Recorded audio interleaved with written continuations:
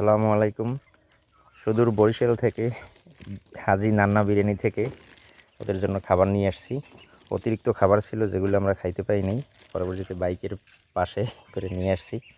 আমার চিন্তা ছিল যে বরিশালের কুকুরগুলোরে দিব, কিন্তু একটা কথা ভাবলাম যে বাড়িতে গ্রাম অঞ্চলে যে এই রকমের কুকুররা আছে এরা তেমন কোনো খাবার পায় না, দেখেন জীর্ণ শীর্ণ শরীর।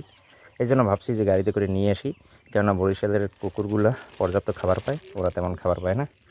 এই যে বিরিয়ানি, বিরিয়ানি আছে, এগুলো এখন দিব।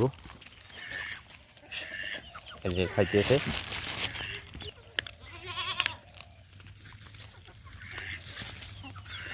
অনেকেই ভাবতে পারেন যে এটা আমি পালি বা পালন করি, এরকমের কিছুই না। এটা একদম পথ কুকুর।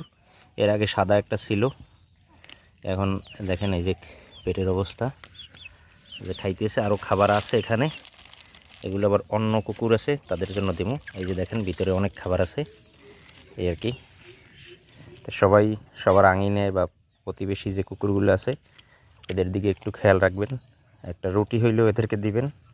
আসলে মানুষের সাথেই এরা থাকে, এদের আর কোথাও যাওয়ার জায়গা নেই।